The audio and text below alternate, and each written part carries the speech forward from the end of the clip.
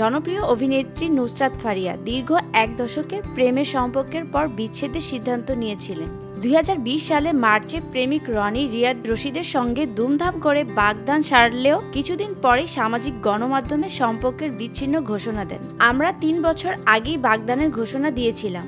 ৯ বছরের সম্পর্কের মধ্যেই যে বোঝাপড়া ও বন্ধুত্ব ছিল তা ভবিষ্যতেও থাকবে।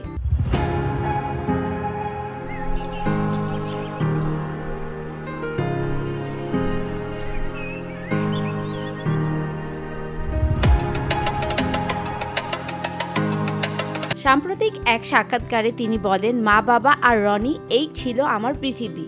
ওকে ছাড়া আর কিছুই ভাবতে পারতাম না। ছোটবেলা থেকেই আমাদের সম্পর্ক, একসঙ্গে সময় কাটানো সবকিছুতে অভ্যস্ত হয়ে গিয়েছিল। তাই রনির সঙ্গে বিচ্ছেদের সিদ্ধান্ত ছিল আমার কাছে বড় বিষয়। ফারিয়া প্রায় ৪ বছরে বিষয়টি প্রকাশ করার সাহস জোগাড় করেছিলেন। তিনি বলেন, ১০ বছর অনেক বড় সময়। এতদিনের সম্পর্ক থেকে বেরিয়ে আসতে মনে জোর লাগে। রনি জানতে চেয়েছিল একসঙ্গে থাকতে চাই কিনা, কিন্তু আমাদের সম্পর্কের কোনো ভবিষ্যৎ ছিল না।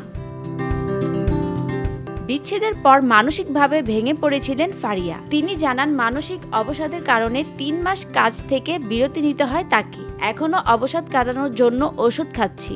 পরিস্থিতির সঙ্গে মানিয়ে নেওয়ার চেষ্টা করছি।